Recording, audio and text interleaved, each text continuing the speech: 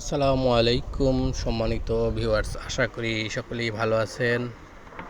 আপনাদেরকে আমি আমার গরুর ঘর যে তৈরি করতেছি নতুন করে, সেটাকে আপডেট দিচ্ছি, জানাচ্ছি আমার গরুর ঘরটি কীভাবে আমি তৈরি করতেছি এবং কতটুকু কাজ আগাচ্ছে।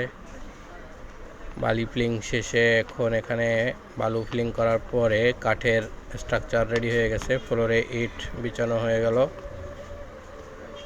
এখানে উপরে দেখতে পারতেছেন দোতলা ঘরটি আমি করতে চাচ্ছি দোতলা এবং এক সারি গরু রাখার জন্য। তবে ঘরের যেই সাইজ, আমি হয়তোবা একটা সাইডে বাচ্চা গরুগুলোকে রাখতে পারবো এবং এখানে খাবার দাবারের কোনো হাউস বানানো হবে না।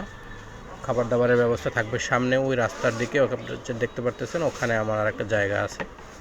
রাতে শুরু থাকবে এখানে এবং আপৎকালীন সময় থাকবে এখানে। আর খাবারগুলো দেওয়া হবে ড্রাম কাটাতে, কোনো হাউস বানানো হবে না। সেগুলো আপনারা পরবর্তীতে আপডেট পাবেন।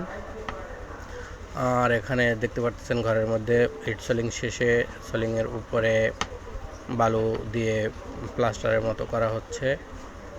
আর সাইড থেকে একটা গাঁথনি দিয়ে দেওয়া হচ্ছে যাতে করে ফ্লোর ধুইলে পানিগুলো সব জায়গা থেকে না পড়ে। এবং ঘরে স্লোপ করা হয়েছে, দক্ষিণ সাইডটা থেকে একটা সাইড থেকে পানি নেমে যাবে। উপরের টিনের ছাউনি কমপ্লিট হয়ে গেছে। ঘরের হাইট আছে, যেটাকে আমরা আড়া বলি, খুঁটির আর কি 8 ফিট হাইট পর্যন্ত আছে।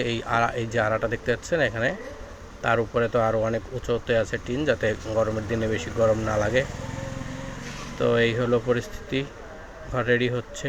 এরপরে আরও যে আপডেটগুলো আসবে আপনাদেরকে আমি আপডেট দেওয়ার চেষ্টা করব এবং জানানোর চেষ্টা করব এই ঘরটিতে আমার টোটাল কত খরচ হলো। এখন পর্যন্ত যতটুকু আমি হিসাব করে রেখেছি, আমার এটাতে 90,000 টাকার মতো খরচ হবে।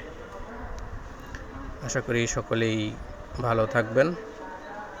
আসসালামু আলাইকুম।